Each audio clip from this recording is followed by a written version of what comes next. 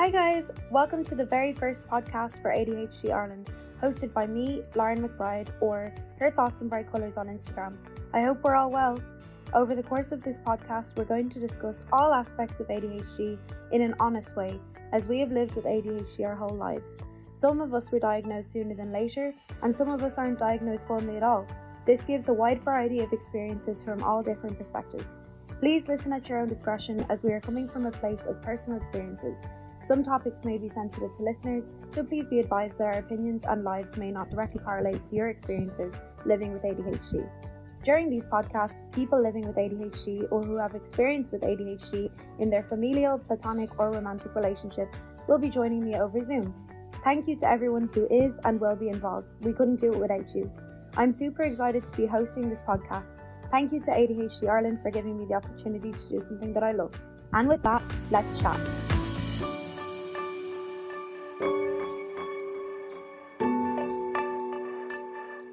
Hi everyone, welcome to Let's Chat ADHD. My name is Lauren McBride and I'm the host of Let's Chat ADHD today. You can find me on Instagram at Her Thoughts in Bright Colours. Today I have three very special guests with me and we're going to chat on the topic of imposter syndrome. This episode was Austin's idea, so thank you very much for the topic choice. So I'm joined by Nelly, Rover and Austin. Say hi guys. Hey, how's it going? Hi, how are you? Hey. So these three wonderful humans have so kindly joined me to advocate for the different experiences those with ADHD may face. So to talk a bit about our topic choice, imposter syndrome is a term coined in the 1970s by psychologists to describe the feeling that high-achieving people get when they cannot give themselves credit for their accomplishments.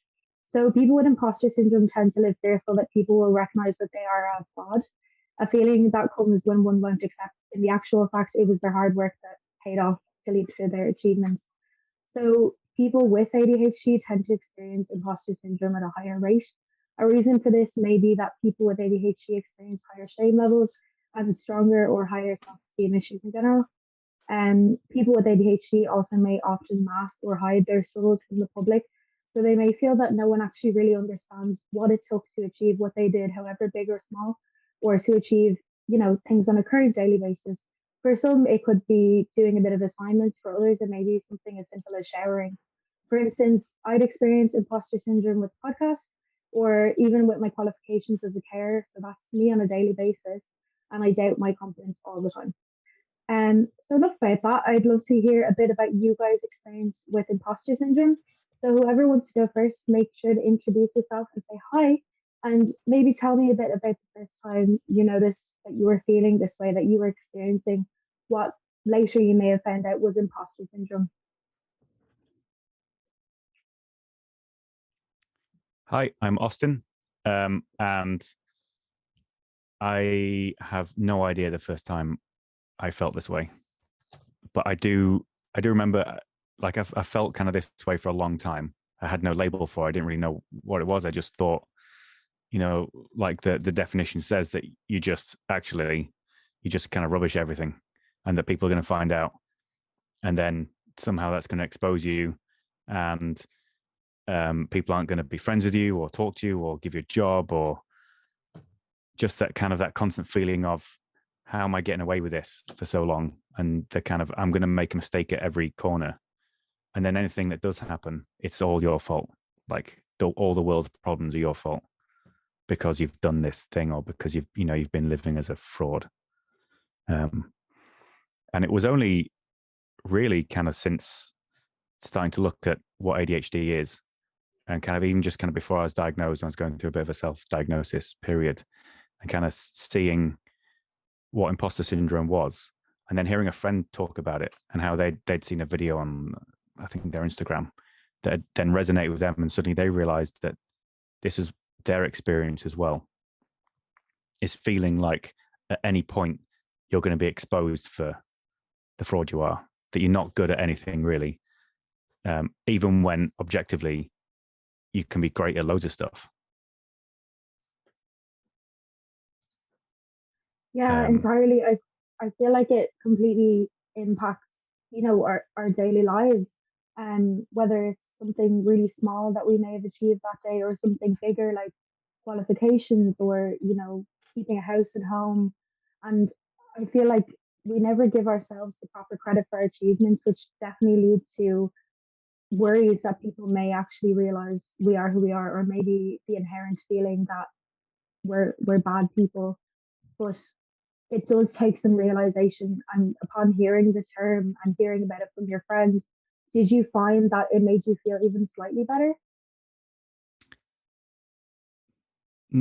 Not really.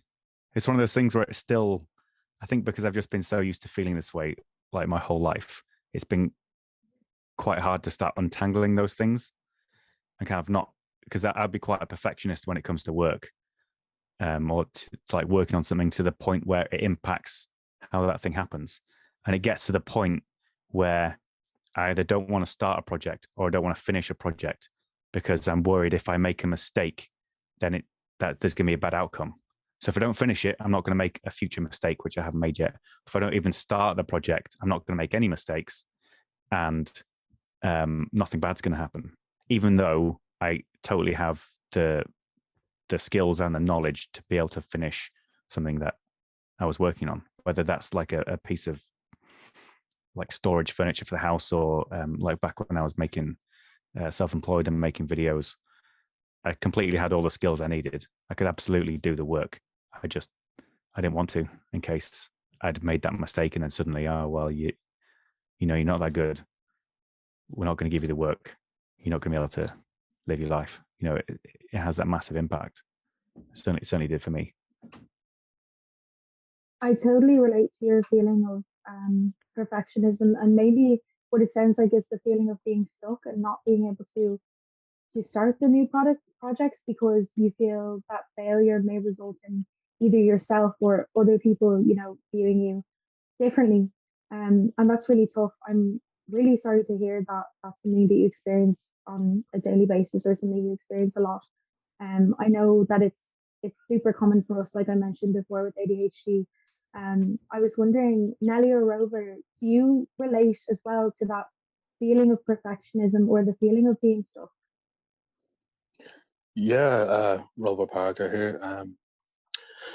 I had a homegrown, like for example, just one particular thing. Like I had a homegrown skill set in terms of art, drawing and painting. From childhood, I was drawn from as young as I could remember, and at a certain age, I started to realize, like I was good at what I was doing. Yet I could never see myself as good at what I was doing.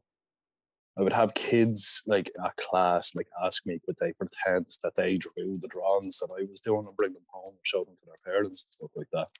And that like filled me with pride. And then I'd be filled with this overwhelming feeling of, oh no, actually I'm not good at drawing. Or I would try something, and because I didn't get the exact result that I was expecting to get when I would do it, I would instantly think, oh, well, there's going to be no progress for me. I'm not good at this. The entire time I've just been telling myself I am. Turns out I've been lying to myself. I have to be careful. Like, when I talk about myself, I usually swear a lot. So I'm avoiding that impulse. And I think that's another thing of, if I was to talk to other people the way I talk to myself, I think that comes alongside the imposter syndrome. Like, no one would ever spend time in my company were I to speak to them the way I speak to myself. So I found that that same thing that I have with art seems to happen with anything that's within my skill set. I have an ability to orate or read, story tell, Shana Keeg type of stuff. And some days when like I'm on the ball and I'm reading, like I can really enjoy and get into the words and the story and stuff like that. Then other days I'm thinking to myself, like, I know people are just telling you're good at this just because they're trying to encourage you. You're actually really shit. And no one wants to hear your voice. Or, you're not well read. You don't know this stuff the way other people know this stuff. So definitely have felt a lot of that. Anytime that I start to feel like I'm good at something, it takes me so much energy to focus on what I'm doing. And I might be able to do something exceptional with it one time, and then I can't force that exceptionalism the second time. And then I'm like, oh, well, turns out that was just a once flash in the pan type thing. That's kind of where I'm at in terms of understanding my own imposter syndrome when it comes to creative fields or skill sets. Do you find that, since you're mentioning about like the energy it takes to restart, do you find that it's a cycle then, because you're, what you've kind of described as a negative inner critic is inhibiting you, and then you've made you what you perceive as worse, and then it just keeps going in a random cycle, and it's not beneficial to you at all? Have you ever stopped yourself in the cycle and tried to assure yourself, okay, no, I'm here where I am because I am good at this thing, it doesn't matter what other people think, or maybe it doesn't even matter what that little devil on my shoulder is telling me. I'm sitting here in front of myself with maybe art or work that I'm really proud of, and I need to stay in this moment and meditate in it and just feel proud of myself for once. Yeah, and I have moments of that quite, like, well, infrequently. I wouldn't say frequently, but from time to time I have these moments where I'm like, do you know what, like, you need to cut yourself some slack. Like, you're decent at this. Like, there's people out there who do the same level as what you do on these particular things, and you like what they do. Why do you give yourself such a hard time? But then there's just moments where, like, even say on Zoom, if I'm doing a reading of something and I do feel super confident, like, yeah, we're doing great, I see someone look away from the camera.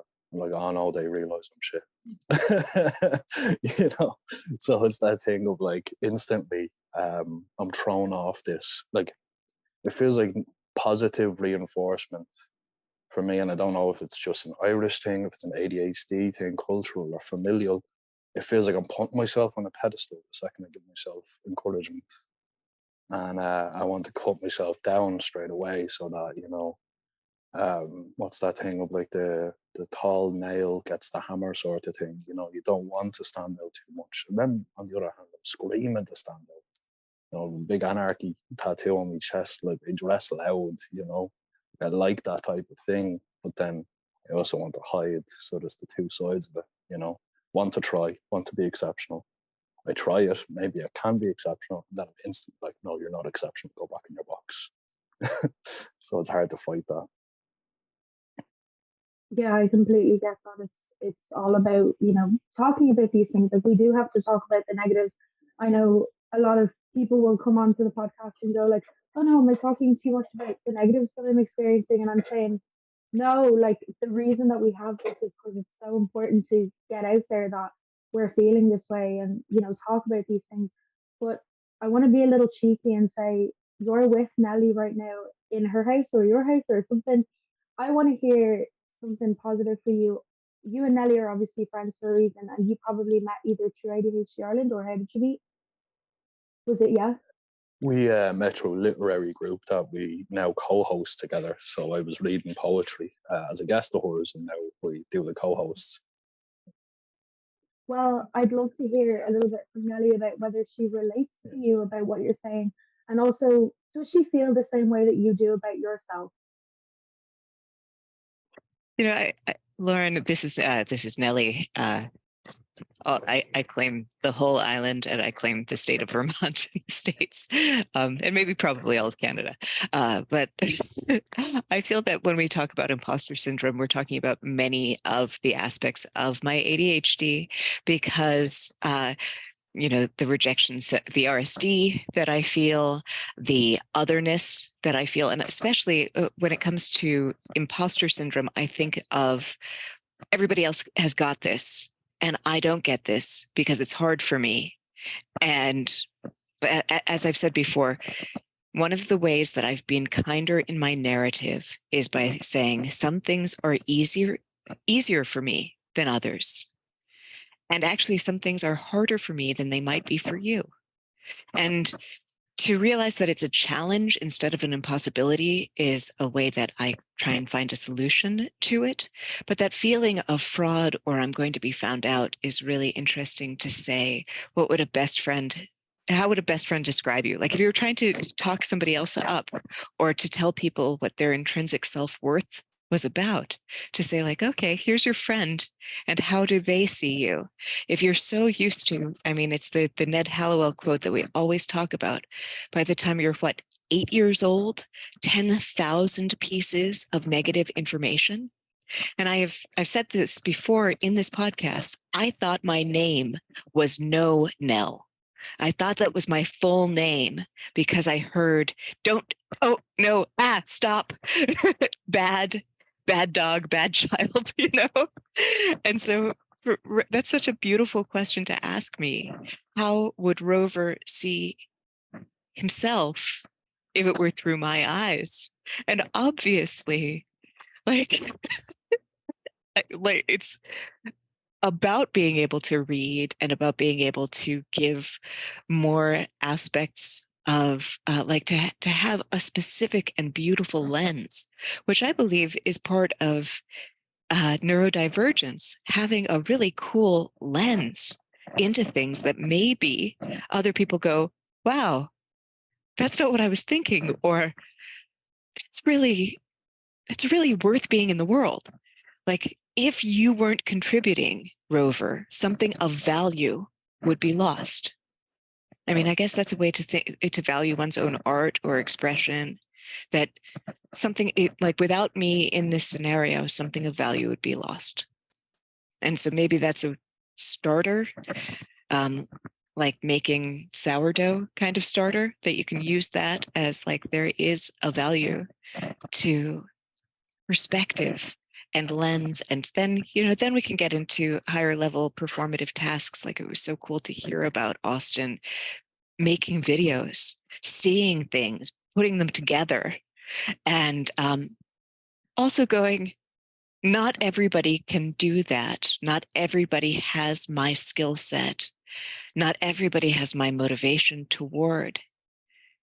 And if I have crossed that sometimes hard to thread needle, or that hard to like get to that motivated place, then that's such a win that we all can kind of enjoy it together. Like, if I was able to get through the paperwork or get through the shower to get to the lecture, like, if I was able to get through the things that don't spark joy or dopamine in my brain into the good stuff. Well, anyway, enough out of me. Thank you. I really appreciate your view on things there, Nell. That is amazing. And thank you for sharing how you wish other people would see themselves and put themselves out there and understand you are not like everybody else. None of us are. Not everybody would come on and talk on a podcast to try and raise advocacy. So thank you guys. Not everyone would be passionate about trying to raise the awareness for the things we're going through. So again, thank you guys. Austin, did you hear anything that resonated with you there through Nell or Rover about anything either positive or negative that stood out to you in how we were talking about imposter syndrome today? Like, it's really hard not to pick up on the negative. I think because you hear so much negative when you're growing up, it's so hard not to remember the negative, and even just the negative memories. And holding on to those things for so long, you then believe that those things about yourself, that you're never particularly good at something, or that something that you might be good at isn't worth talking about because, well, nobody else has, maybe mentioned it or picked up on the fact that you're really good at this particular thing. So maybe it's not real. Maybe it's not an actual thing. I'll just keep it to myself. And so you end up going down a particular path or doing something. Sorry, it's my cat is pulling at my microphone. You end up doing a particular thing. You kind of get tunnel vision, and you don't see that maybe you could go a different way because you've gained a new particular kind of skill set. So all this kind of, for me, came to a head last year, just over a year ago. I basically got to the point in my self-employed work where I couldn't do it anymore. I'd done it for nearly 8 years. I was kind of burning out creatively. I didn't really enjoy it anymore. And I was like, this is it. I quit. I'm not going to do this again. It doesn't matter that I can do it. I just can't keep it. It's all the other stuff, the creative stuff. That was the easy bit. It was the getting new clients and doing all the paperwork and the accounts and all the really, really boring stuff. I just couldn't do it. So I started applying for jobs. I wasn't really getting anywhere.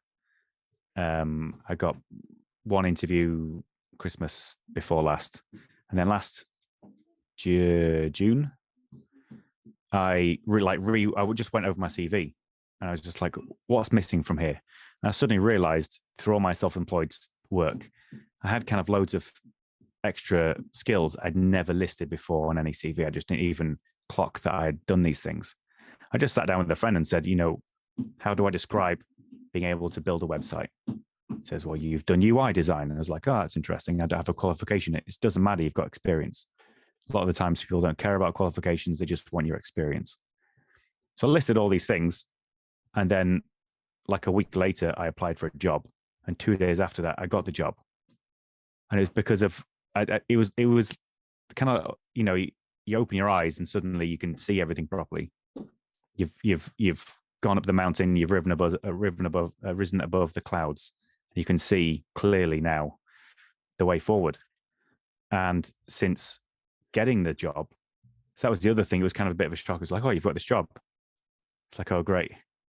And then when I got to my first staff meeting, all these kind of heads of department were all talking about how they'd see my CV and how they could see me in different parts of the business. I was kind of, at that point, I was like, oh, great. What did I put? What do I have to live up to?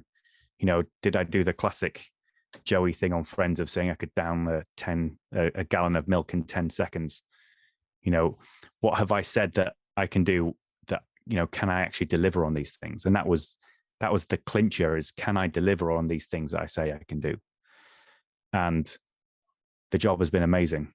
Like, I should have quit self-employed work a long time ago and got a proper job. And it's just been, they've been great. My employers have been great in that they've been very positive in what I can do, but give me more responsibility and easing me into the work. It's kind of quite a niche market. And I've had a promotion. I'm getting kind of more responsibilities. It's been great. I still have a slight niggling feeling of, I'm going to say I can do something that I really can't do. That hasn't happened yet. I don't think it will happen because, you get to know your limits. I think when you're going through this journey, when you come to these realizations, you know your limits and know what you can't do. But that's the bit I don't want to focus on. You want to focus on the things you can do and have done. So like my question to you guys is, what skills have you acquired in life that you've never really properly acknowledged? This is Nellie again. I absolutely loved something that you said there, Austin, about like having somebody just review what you can do. But there's also this impulsiveness in me where I'm going to really want to foment a crisis. I really want to sign up for more than I can handle. And like the imposter syndrome sometimes comes out with like, yeah, like, oh yeah, I'll direct that and I'll do that. And I'll teach that class and I'll save the world in one fell swoop. And so it's like, well, can I really do that? And of course I can if I'm given the opportunity. But that's an interesting sort of grain size, very small, like rice-sized bit to put labels of what are the 100 or 100,000 things that I can do that I haven't ever put words on that I could do. But I often because I am emphasize the H in my ADHD, I often just like completely put myself forward or put volunteer or am more likely to burn out because I figure I have not a professional jealousy, but I have an agnosticism about what other people do in their lives. Like as somebody with very pronounced ADHD, I've borrowed a lot of other people's organizations, sort of shadowed and scaffolded what they do. Like I make my desk look like another person's desk, or I like figure out how they do it just by like looking and observing and going, oh, well, that's what a successful student or person or educator or that's what it looks like. And I'll just sort of I don't know, imposter about something like that.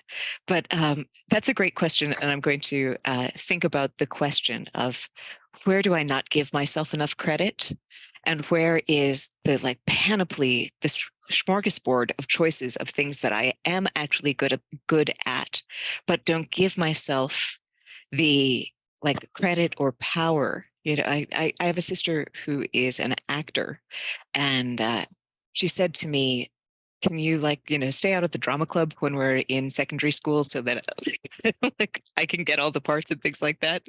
Like, not saying that I was any good at that, but it's just like going like, no, that's somebody else's. That's not something that I do. I don't act. That's something that other people do. You see? So that's an example of where I might have said, I'm not going to try that because somebody else has got that. Does that make sense? Okay, but I'll let Rover answer. What are things that you can do? Yeah, well, one of the things I think maybe naturally developed over the years, where it could be an ADHD thing, it could be an emotional literacy or awareness thing, where I do have an ability where I can sit down with someone and problem solve with them, you know. And if they have an issue, like it's not the same with me trying to sort out my own issues or my own problems, but I can sit down and we can cover everything, you know, and we cover all eventualities. I can think of these scenarios so quickly, and I think it's an adaptation that's come through trying to adapt to how the normal world works when you have to force yourself to fit into how things work for everyone else.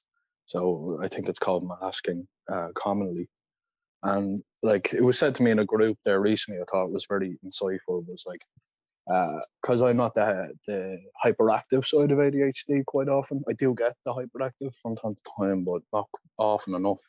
And I suffer from fatigue. And someone in the group said to me, like, maybe that's because you're constantly masking. Like maybe you're tired because every single day you have to kind of use this tool set to fit in with everything. But I've found that tool set has been great with those that are close to me, because we can go through a complex situation where I don't know if such and such is dangerous to me as a friend. And we'll sit down and we'll go, and what's the eventuality? And what's the eventuality? And what? And we'll go through all these scenarios and all these hypotheticals, and we'll come back. And like, I think it might enable me to be a good therapist or counselor someday, because I can go through these things with other people easily to help them unlock any problem solving. So that's something that I picked up along the way. And if I could apply that to myself, like hopefully someday I can learn to do that to myself. And, you know, I think that would be very beneficial for me. And I think I had to learn, like, I think so much of us with ADHD I had to learn when to shut up. Because I used to, like, if it's like that thing of like when a kid finds that they can make you laugh about something, you know, and they will do it to the death, you know, and they'll do it over and over and over again. It's like that SpongeBob episode where he split his pants, and then he splits his pants over and over and over again until everyone's sick of the sight of him. And I had to learn that as well in watching other people. When, you know, you get a laugh or you get someone interested in something, there's a point in which you have to let them come in. There's a point in which I need to shut down and share. It's not that I want to steal the mic. It's that all this engine starts going and it's rum, rum, rum, rum, rum, rum, rum, rum, rum, and then it's straight away, you know, and it's all these thoughts run through. So yeah, that's something I had to learn from other people, is to just sit back, let other people breathe and talk and interact. And then, you know, we can have a dance rather than me just breakdancing in the circle, you know. It sounds like something stuck with me from all of you guys, and it was actually something that Austin said at the very start of that conversation about what we need to be part of and what we need to recognize. Austin, your friend said it doesn't matter whether you have a qualification. What matters is that you have experience. And I think what you, Rover, and Nelly are also saying is I may not put this out there as like my main skill, but I do have experience in this. And maybe it's because us as people with ADHD have a lot of adverse experiences that we shut down and fail to recognize the qualities that are so good about ourselves. But it's super important to maybe I did it once. I made a list of everything that I had like experience in, to quote Austin's friend again. And it was silly little things like maybe, I don't know, making my friends laugh when they're really sad, or always responding to messages on time because I talk way too much over text, or I don't know, trying to be a counselor. Maybe that's because I have, bad experiences in my own things. But it turned out that all of the experience and all the adverse situations I went through, and I'm going through, led me to kind of make that list for myself and realize there is some super cool things about me that may not just be, psychology, may not just be that I'm a carer. They may be small little things. And it doesn't matter that I don't have qualification in it, it just matters that I have experience. So I wanted to say on that, because of my little list, what is with you guys, it doesn't matter who goes first, but the achievement that you feel you should be most proud of.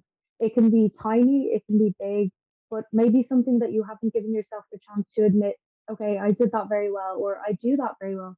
And I should be proud of this, I should be proud of myself. I'd love to hear whether it's something that is really small that you've noticed about yourself today, or whether you've noticed something for a long time and you're like, hey, I'm actually pretty cool.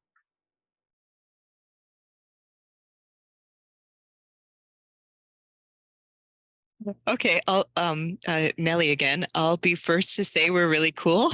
Sorry, including everyone in that. So I'm always solution based whenever I can be. And one thing that's been very helpful about that feeling of they're going to find me out and they'll find that I'll be a fraud and that I'm not at all qualified. And what am I doing here? Like kind of like waking up from a blackout and like, whoa, this is my life. Like, how did this happen? How did I get here? And one of the great equalizers that has helped me is that nobody else has the answers. And that blows my mind, because that's where the kernel, the seed of feeling that I'm going to be found out is, well, people actually aren't really watching the movie of Nelly all the time. Like that's the invisible audience that I'm making for myself, probably even to motivate myself, because like the dopamine starvation is a huge part of like my profile as a person, is like, how do I get kind of psyched up to do mundane things? But so one thing that I'd give myself credit for, because nobody else is going to, is I believe that I have many lives, that I contain many lives. And so when I just moved and started a job elsewhere, and I went to Ireland 4 times in the last year, and I have friendships that span the whole world, and I'm able to do creative and interesting things, and I keep going. There are so many Nellies that I'm not just stuck in one path or one mode or one thought. And I think I mentioned this last time, how I just love in the T.S. Eliot, in the love song of J. Alfred Prufrock, the idea of in a minute there is time for countless visions and revisions that a minute can reverse. I love the idea of, I believe that Austin just mentioned, like climbing the hill. Well, in Wordsworth, the prelude, you climb the hill and you realize, you get past the cloud cover and you realize there's another hill, like that you're just at the base of the mountain, and that there's just so much more, that it's almost uncontainable. And when I think, okay, well, I have time, or nobody's got it figured out, or they're not going to find me out as a fraud because I am not the center of their attention. I'm the center of my own attention. And I can do this for a while, and I can do this for a while. And again, like, I'm just full of poetry today, like the Lucille Clifton, everything that has tried to kill me has failed. Like that is totally true. And so these are tools out of something that is completely negative. Like it seems like, oh no, don't stop, be stuck, and you can't move on from this. But I am vast and contain multitudes. I get to see all sorts of universes within myself and be open to, okay, well, maybe not this thing, but let's try something else. Oh, wait, keep going. That's I think what I'd give myself credit for is being a throng of people. I think resilient is a word that springs to mind. Keep going is great, and it's such a wonderful quality. Like you are saying about climbing the hill, like you're realizing, okay, I've gotten here, and now I should be okay. And then you're like, oh no, and you're looking up, and you're like, I need to do it again.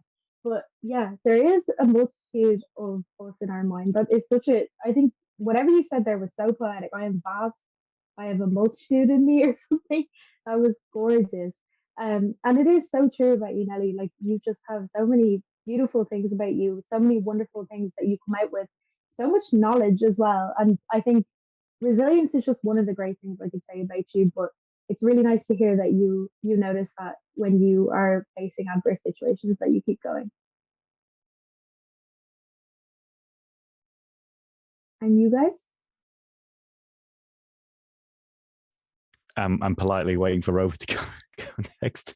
I don't mind diving in. It's sometimes it's hard to pick up on like just one thing. So one thing I'm really good at, which has been developed just through like just learning by myself. But one thing I'm really good at is efficiently organizing a space for the purpose of that space. So if it's an office, like where's the best place for the like a desk and your furniture, and if you're like this particular office I'm in was an old bedroom. It's kind of tiny and it's a weird shape, and I've got a huge whiteboard behind me. I was like, I need this as it's got to go somewhere. It's got to be elevated, but I couldn't put like a huge desk. I couldn't mount it to the wall. And so I created this huge, like triangular sort of kind of table area. And it's weird in how it makes the room feel bigger than it kind of is, but it gives me space. I've done that in other places in this house. I've looked at somewhere and thought, oh, this would be great for this kind of storage, and how can we maximize the space? So I'm quite good at efficiently using as much space in a room as possible for the purpose of that room. And again, that's something that I never really consciously thought I'm going to learn how to, I don't know, organize a room, or I'm going to learn how to build furniture. I just picked up a saw and a screwdriver and a sketchbook, and I just started doing it. And I think it's part of that ADHD thing of just, again, when you get hyper focused in on something and you get so down to everything that you're going to need to complete that task. And then when you do complete it, and the driver for me for a lot of those things has been something is happening. So for like my bedroom, it was my son's coming to the world, right? And I need to redo this bedroom. We need new carpets. We need new storage. I've got to make sure that there's plenty of space for everything we're going to need. So it's like out with the old furniture, ripped out the carpet, did all that kind of stuff. You just, every now and again, you say, ask a friend who you might know, how do I complete this little bit? What's the best thing to do here? They tell you, and then you just kind of get on with it. And again, I think that's like an ADHD thing, is just not being afraid to just try something, especially if it's something that you might be doing on your own, that that nobody else is going to see you fail at. And you're just going to get on with it. And then when it works out, you can start to show it off a bit more. And then it's a skill then you've got in your back pocket for the next room that needs done. Or if somebody turns around and says, I have no idea how I'm going to, I want to redo my living room. And I can look at it and go, oh, well, you've got this wall here and this door here, and this is where this sofa should go. And it's an odd skill to have, I think, because not other people, I don't come across other people that kind of talk about it visually. They just go like to IKEA and buy a piece of furniture. I'm like, oh, no. make it yourself, custom fit to a space. That's one thing. And then something else is that whole, like, I'm not afraid to give something a go. And often I'd kind of hang back if it's, say, like a big group exercise, like you're going rock climbing or something. I might hang back a little bit. But then there's lots of other things that other people might be afraid of that I have. I think because again, it's like going through those scenarios. You just kind of go through them so quick. You just get to the point of, yeah, I can give it a go because I've understood the risks and the outcome far quicker than most other people. And so I'm happy to just get on with it.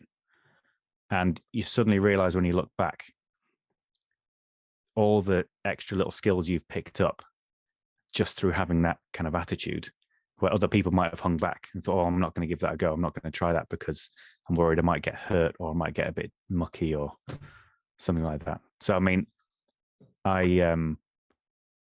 know how to look after birds of prey. I had a pet owl. My dad had several birds of prey.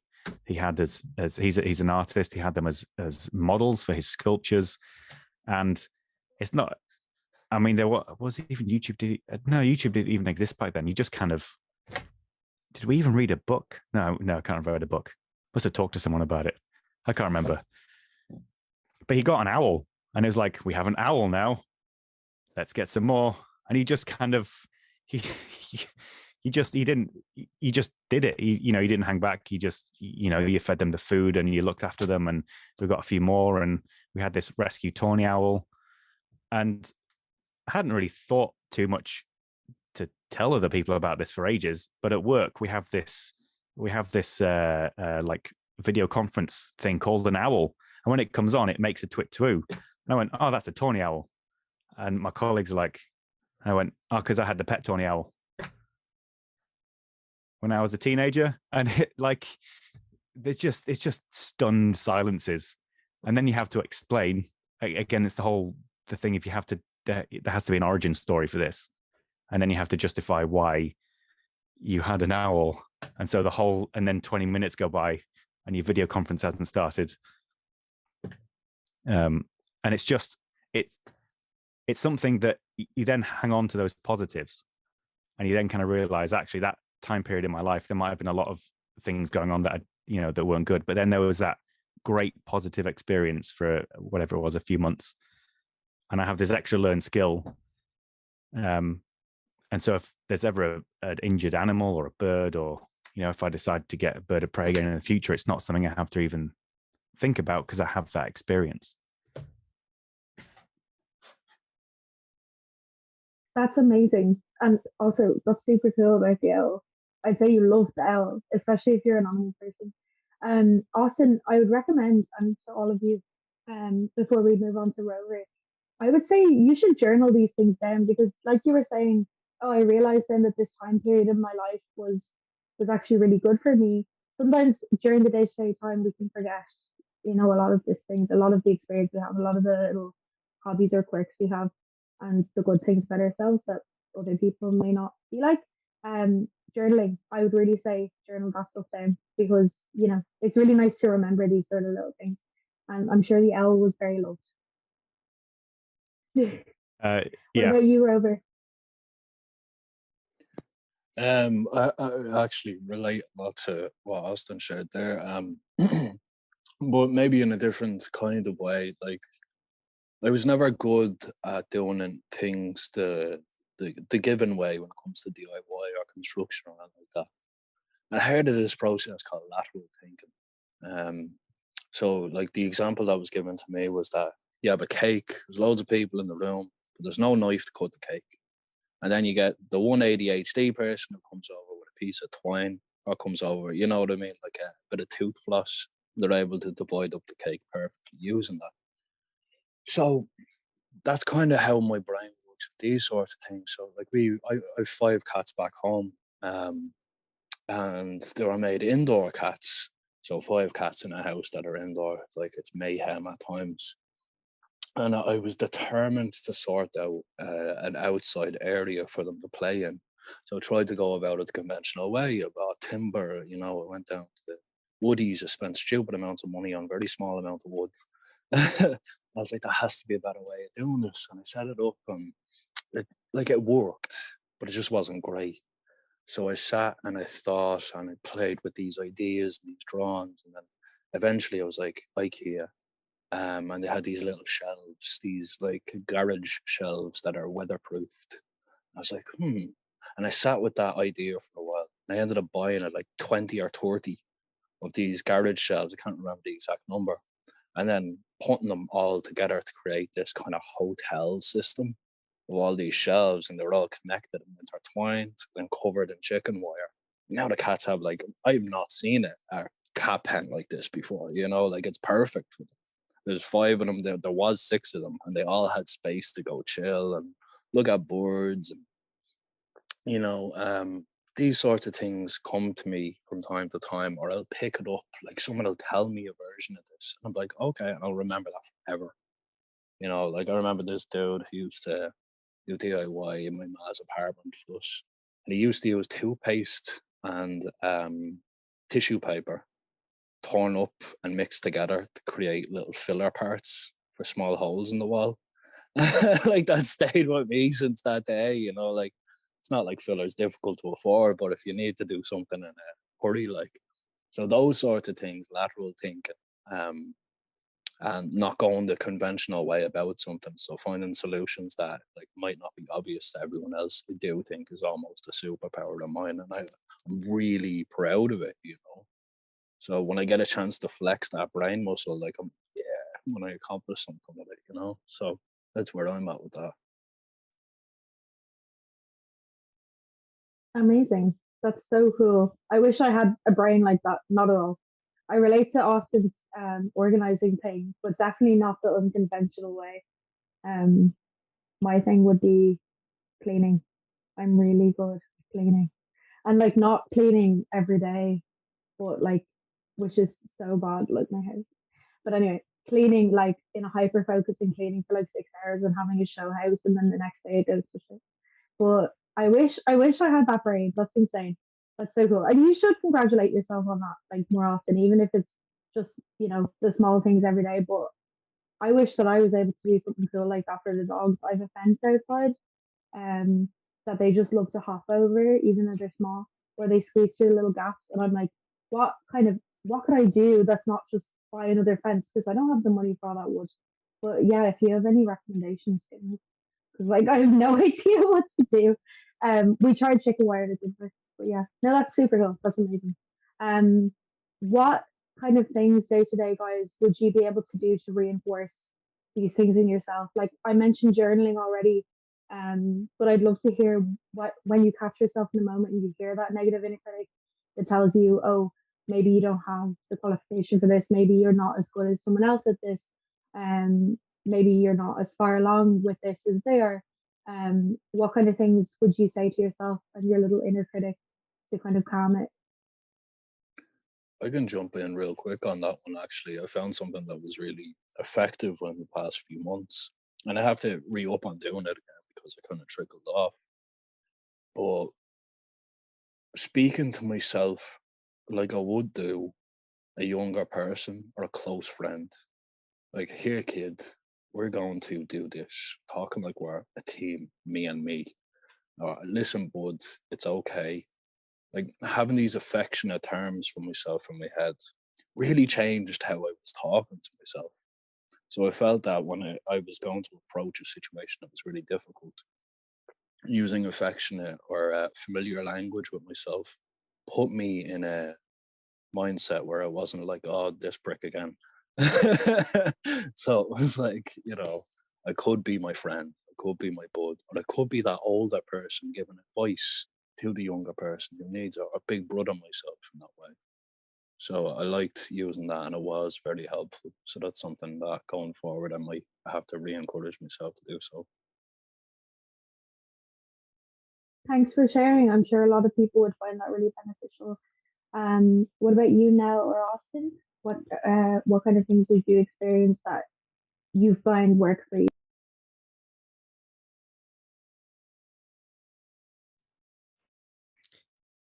So like some of the projects I was talking about, I would take extensive pictures. And then the kind of good thing about Google Photos is that they pop up with like photo anniversaries, and it's like, hey, a year ago you did this. Sometimes it's something you forgot, and you're like, oh, it's a year since that happened, or 2 years, and then it's just nice to look back and think, oh, actually, oh, I did that, and it worked, and it's still here, and it's not fallen to pieces or set on fire or anything. It's still, and so you just get that nice little memory boost because you don't take pictures of the stuff that goes wrong or videos or anything. You take pictures of stuff that works, and so those positive things are then reinforced, and then you tend to. Well, I would look back then at other positive things I've done. So I have like folders on my phone of photos of things that I've done. Like I got into bread making in lockdown. I wanted to perfect. My wife's family is all celiac, so I wanted to also do gluten-free bread. So then you take pictures of those kinds of things, even food. Getting into doing nice meals and then taking pictures of it, and then looking back and thinking, oh, actually, I've not done that for a while, and I remember it tasting really good, so I'm going to do it again. So photos for me is a big, like I'm very visual. That's why unfortunately I find things like Instagram incredibly addictive, because it just ticks that little, that dopamine ticker is Instagram because of it's so visual. But so yeah, for me it's photos. I do the exact same thing with photos, and that's why I have the Instagram as well. I think it's so helpful because the ADHD thing where it's like out of sight, out of mind, like that's basically exactly what we experience. So, if I put something in a drawer, I'm never going to remember about it. I have to leave things in the kitchen, like even utensils, like out on the counter. My hobbies I have like a hobby shelf, they're all there. So photos would be a huge one for me because I think it kind of like re-represents in your mind what you're experiencing, and we can almost like empathize with ourselves in it, and we can like transport ourselves back to the things that we experienced that made us so happy. And like you said, we're not going to take photos of the bad things. Maybe sometimes we should, but it's nice to look back and see like, oh, these are all the positive things that I may forget about on a daily basis. So yeah, me too. What about you now?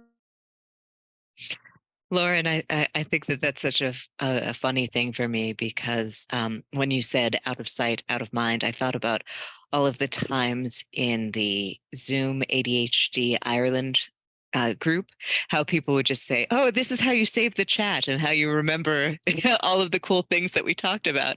And then there's that out of sight, out of mind. And I'm not sure if I have built the musculature for like going back and being reflective. So the positive reinforcement that I get is by maintaining human connections.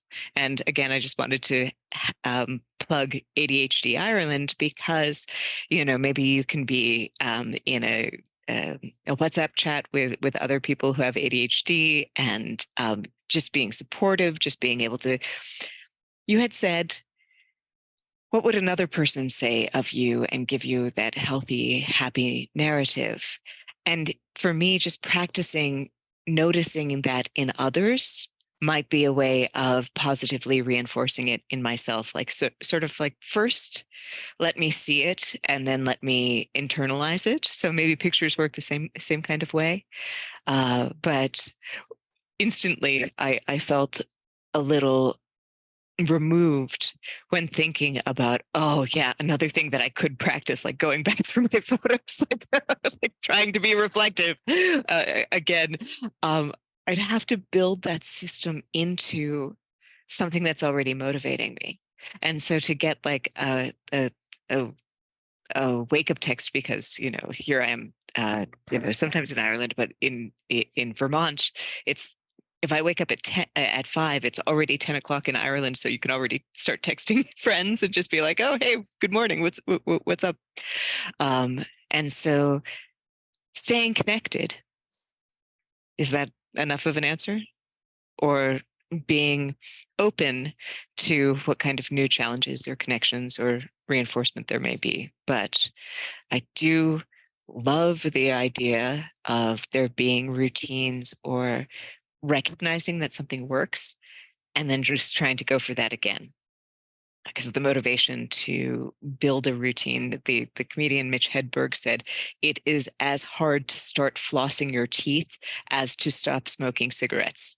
Like any positive thing is just as hard to do as breaking any kind of habit of negativity. So like, thanks for that. What kinds of things can I do? I'll give it more thought. I'm totally gonna embody that harder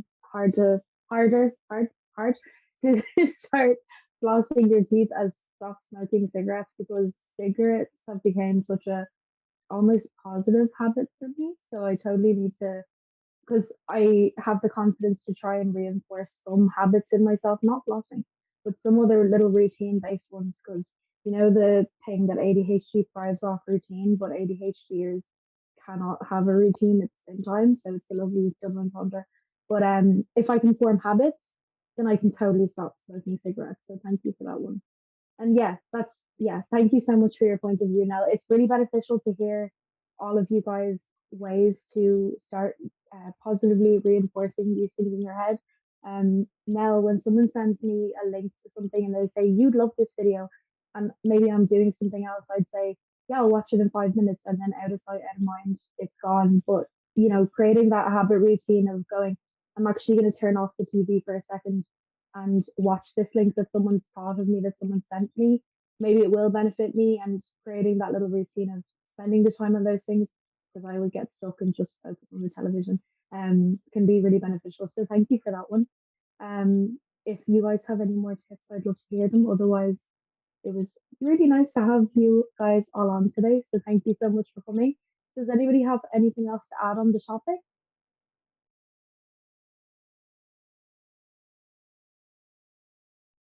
I mean, you could probably talk like, I think we've only kind of touched the tip of the iceberg with imposter syndrome and kind of how it affects so much.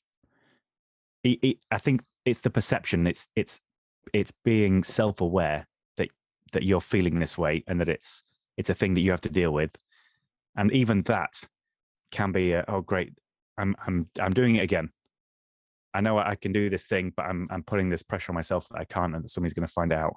And I'm now even more self-aware of the fact that I'm feeling this way, as opposed to before when I was a little bit more in the dark. It was you just kind of, I might have dismissed it a bit more readily, but then I wasn't dealing with it. I wasn't kind of facing it or finding a way to cope with it.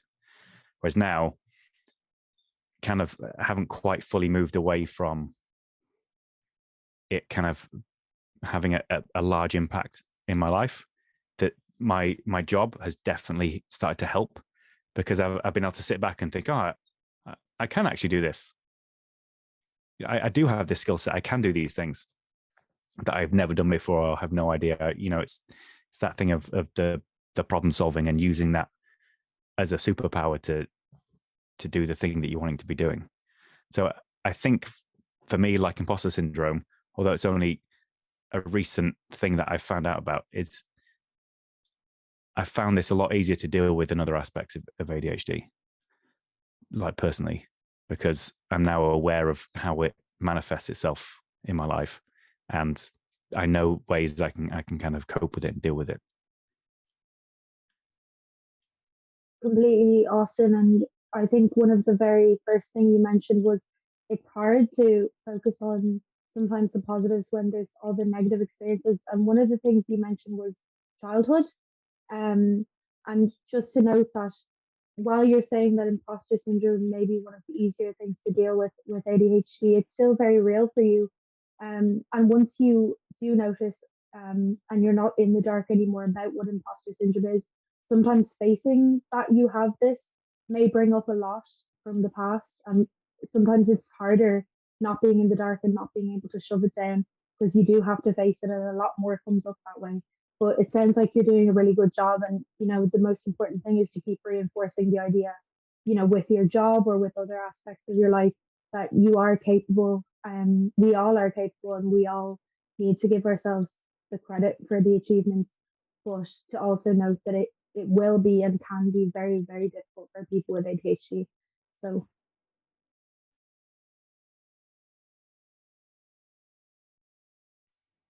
I just okay, want to thank jump you in and guys. say thank you Yes. to everyone Yeah, I just want to say thank you to everyone. It was a really nice chance to share on this. It's great to hear other perspectives, and it's brilliant to hear an opportunity to relate to other people with ADHD. Like, one of the things that's really strong about imposter syndrome with ADHD is you might feel like you're being an imposter about your ADHD at times, where it's like everyone else can do things right. Why can't I? Maybe I don't have ADHD. Maybe I just maybe I'm stupid. Maybe I'm incapable, blah, blah, blah. So I think ADHD and imposter syndrome, well, it's not only to do with ADHD imposter syndrome. I do think it's very prevalent among people who suffer with ADHD. So I think it's been really enriching for me to hear feedback from you guys about this and to share with you. So thanks for that opportunity.